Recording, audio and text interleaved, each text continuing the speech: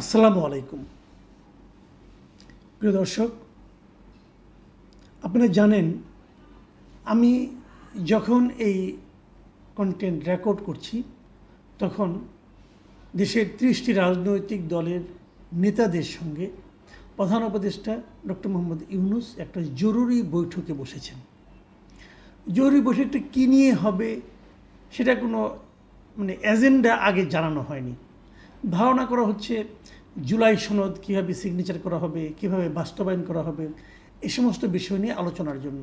এটা হতে পারে, আবার এটাও হতে পারে নির্বাচন কিভাবে হবে, নির্বাচন কবে হবে, নির্বাচন হওয়ার ক্ষেত্রে কী আলোচনা হবে সেটা নিয়েও হতে পারে। যখন এই কন্টেন্ট আপনারা দেখবেন ততক্ষণ হয়তো আপনারা জেনে যাবেন আসলে বিষয়টা কী।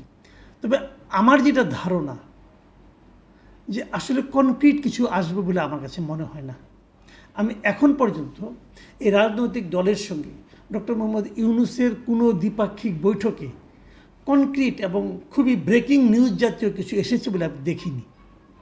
আমি এখন পর্যন্ত যতটুকু জানতে পেরেছি বিভিন্ন সোর্সের মাধ্যমে যে উনি বলেছেন যে নির্বাচন ফেব্রুয়ারিতেই হবে। তো এখানে নাথিং নিউ, নির্বাচন ফেব্রুয়ারিতেই হবে এটা আমিও মনে করি, কারণ নির্বাচন ফেব্রুয়ারিতে হওয়া ছাড়া কোনো উপায় নেই। নির্বাচন যদি ফেব্রুয়ারিতে না হয় তো দেশে যে অরাজক পরিস্থিতি তৈরি হবে বলে আমার ধারণা, সেটা সামাল দেওয়ার ক্ষমতা এই সরকারের নেই। এই সরকারের যে কী কী ক্ষেত্রে ক্ষমতা আছে সেটাও আসলে আমার পক্ষে মাঝে মাঝে বোঝা কষ্ট হয়ে দাঁড়ায়। যাই হোক, আপনারা হয়তো বুঝবেন, আপনারা জানবেন। যাক, সেই আলোচনায় আমি আর যাচ্ছি না। আমি আজকে যে আলোচনাটা করতে চাচ্ছি সেটা হলো নির্বাচনকে সামনে নিয়ে এবং জুলাই সনদের বাস্তবায়নকে সামনে নিয়ে এমন একটা অবস্থায় আমরা পৌঁছেছি যে এটা আসলে একটা জটিল অবস্থা। এবং এই জটিল অবস্থার সৃষ্টি হয়েছে কেন? সৃষ্টি হয়েছে এই কারণে যে আমরা দেখেছি এই সরকারের বিষয়ে পলিটিক্যাল পার্টিগুলির মধ্যে এক ধরনের অনাস্থা আছে। সরকারের ব্যাপারে জনগণের মধ্যে অনাস্থা আছে কি নেই সেটা অনেক দূরের ব্যাপার। ওটা বুঝতে গেলে নানা ধরনের গবেষণা লাগে। কারণ সরকার বলে জনগণ আমার সঙ্গে আছে, এই সরকার বলে জনগণ উন্নতিতে নাকি বুঁদ হয়ে আছে, নানা রকম কথা, ইতিবাচক কথাবার্তা বলে। কিন্তু সেটা আসলেই কি সেটা বোঝা বড় কঠিন। তবে রাজনৈতিক দলগুলো কি মনে করে সরকারের ব্যাপারে সেটা কিন্তু বোঝা যায়। কীভাবে? রাজনৈতিক দলগুলো যখন কথা বলে তখন তো আমরা এগুলো দেখতে পাই মিডিয়াতে। আমরা এই সরকারের প্রতি আওয়ামী লীগ কথা বাদ দেন, আওয়ামী লীগ তো পলিটিক্যাল পার্টি, তার কথা আমি ধরছি না। আওয়ামী লীগ, জাতীয় পার্টি, এগুলির কথা আমি ধরছি না। ওরা তো সরকারের বিরোধিতা করবেই। তো তাদের আলাপ যদি আমি বাদও রাখি, যারা সরকারের পক্ষে, যারা এই সরকারকে নিঃশর্তভাবে শুরু থেকে সমর্থন দিয়ে এসেছে, সেই দলগুলোর ফিলিংসটা আসলে কী? তারা কি এই সরকারকে নিয়ে এখন খুব বেশি উচ্চাশা প্রদর্শন করছে? আমরা কতগুলো জিনিস লক্ষ্য করলাম। যেমন দায়িত্ব নেওয়ার পর থেকে এই সরকারের সঙ্গে সবাই ছিল, বিএনপি, জামায়াতে ইসলাম, ছাত্ররা, তখন তো এনসিপি হয়নি, পরে এনসিপি হলো, এনসিপি, সবাই এই সরকারের সঙ্গে একভাবে ছিল। ধীরে ধীরে শুরুতে আমরা দেখলাম যে বিএনপি এই সরকারের ব্যাপারে এক ধরনের তাদের রিজার্ভেশন তারা প্রকাশ করতে শুরু করলো। এবং এক পর্যায়ে তারা বলেই ফেললো যে এই সরকারের 3 জন উপদেষ্টাকে তারা পদত্যাগ করানো হোক, তাকে বাদ দেওয়া হোক, এই ধরনের কথা বিএনপির পক্ষ থেকে বেশি জোরালোভাবে উঠলো। আমরা এটাও দেখলাম এই সরকারের একজন উপদেষ্টার সঙ্গে বিএনপির একজন কেন্দ্রীয় লিডার, যিনি ঢাকা দক্ষিণে মেয়র নির্বাচিত হয়েছিলেন বলে দাবি করেছিলেন, আদালতের রায়ও তার পক্ষে ছিল, তার একটা সরাসরি বিরোধ আমরা দেখতে পেলাম। ঢাকা শহরে এক ধরনের অচল অবস্থা কয়েকদিন চলল। তো সেই সময় বিরোধটা এমন পর্যায়ে পৌঁছেছিল, বিএনপির পক্ষ থেকে বলা হলো যে সরকারের 3 জন উপদেষ্টাকে বাদ দিতে হবে। এবং এটা নিয়ে তখন কিন্তু জামায়াতে ইসলাম এবং এনসিপি সরকারের পক্ষে ছিল, তারা কিন্তু বিএনপির সমর্থন করেনি বিএনপিকে। কিন্তু গত 15ই জুন সরকার প্রধান ডক্টর ইউনূস যখন যে লন্ডনে তারেক রহমানের সঙ্গে মিটিং করলেন, তারপরে দেখলাম পুরো জিনিসটা যেন ওলটপালট হয়ে গেল। ওলটপালট কীভাবে? যে বিএনপি আর সরকারের ব্যাপারে কিছু বলে না। বিএনপি এখন সরকার যা কিছু বলে বিএনপি তার পক্ষে আছে। বিপরীত দিকে তারা যে 3 জনের পদত্যাগ চেয়েছিল ওটা আবার চায় না। এবং আপনার ইশরাক সাহেবকে তারা আন্দোলনের মাঠ থেকে প্রত্যাহার পর্যন্ত করে নিল। তার মানে আসিফ মাহমুদ সজীব ভুঁইয়ের জয় হলো এক ধরনের। ইশরাককে তারা ইচ্ছা করে হারিয়েও দিল। ইশরাকে আমি তো বলি ইশরাকে এক ধরনের কোরবানি দেওয়া হলো, যাই হোক যেটা হলো হলো। এত কিছু স্যাক্রিফাইস করলো বিএনপি যখন সরকারের পক্ষে সব কিছু মেনে নিচ্ছে, তখন আমরা দেখলাম যেটা ভিন্ন দৃশ্য। সেই দৃশ্যটা কি, তাদের সরকারের এতদিনের যে বলা হয়ে থাকে সরকারের আপনার মানে কী বলবো এটাকে কিংস পার্টি হিসাবে যাদের পরিচিতি হয়ে গিয়েছিল এনসিপি, তারা ধীরে ধীরে সরকারের বিরুদ্ধে কথা বলা শুরু করলো। জামায়াতে ইসলামী, যাদের সঙ্গে অনেকে অনেকে এমনও বলতো জামায়াত ইসলামী সরকারকে চালাচ্ছে, দেখা গেলো তারাও সরকারের বিরোধিতা করা শুরু করলো। এবং সর্বশেষ যেটা আমরা দেখলাম যে এনসিপির যিনি প্রধান নাহিদ ইসলাম, তিনি তো সরকারের উপদেষ্টাদের বিরুদ্ধে সরাসরি অভিযোগও করলেন। তিনি বললেন সরকারের অনেকে তাদের অপকর্ম ঢাকার জন্য এবং সেফ এক্সিট খুঁজছেন, এবং এই জন্য তারা বিভিন্ন রাজনৈতিক দলের নেতাদের সঙ্গে এক ধরনের লিয়াজও করছেন, তিনি বললেন। এবং উনি বলার পর ওনাদের আরেকজন নেতা সার্জিস ইসলাম বললেন যে মৃত্যু ছাড়া এদের কারো কোনো সেফ এক্সিট নাই। তারপরে দেখলাম তাদের আরেকজন কেন্দ্রীয় নেতা সামান্থা শারমিন, তিনি আবার বললেন যে প্রত্যেক উপদেষ্টাই নিজেদের আখের গুছিয়ে রেখেছেন, এখন তারা চলে যাবেন যে কোনো সময়।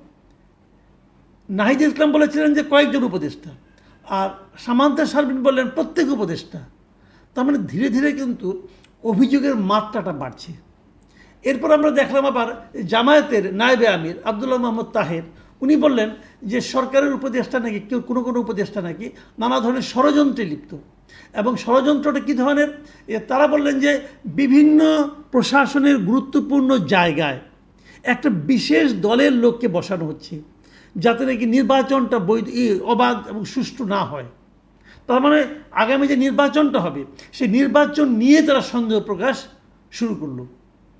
তাহলে বাস্তবতাটা কী দাঁড়ালো, যে এতদিন সরকারের পক্ষে ছিল যে জামায়াতে ইসলাম অথবা এনসিপি, তারা এখন সরকারকে নানাভাবে অভিযোগে অভিযুক্ত করছেন, সরকারের বিরুদ্ধে পক্ষপাতেরও অভিযোগ তুলছেন, সরকারের বিরুদ্ধে, সরকারের উপদেষ্টাদের বিরুদ্ধে আখের গোছানোর অভিযোগ তুলছেন।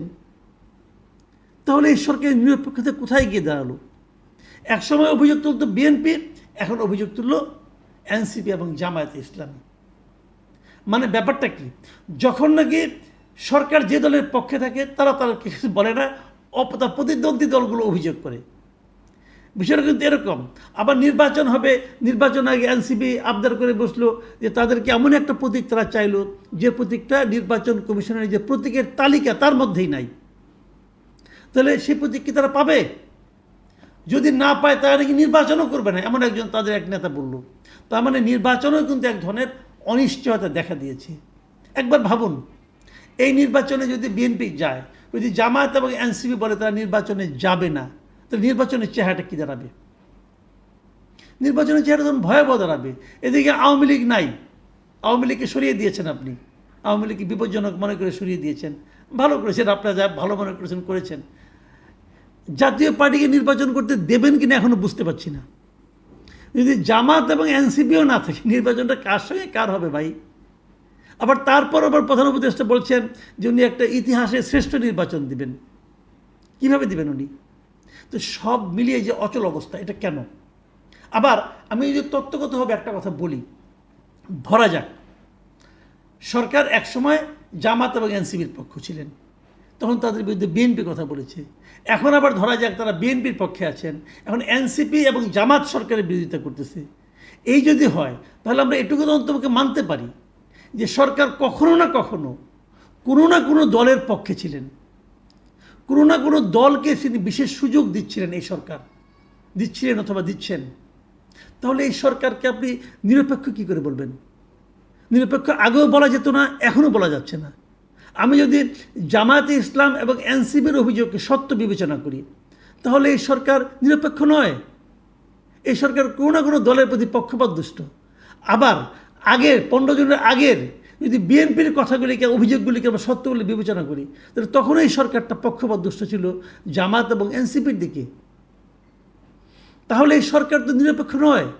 যদি এই সরকার নিরপেক্ষ না হয়, তাহলে এই সরকার কিভাবে একটা ভালো নির্বাচন করবে?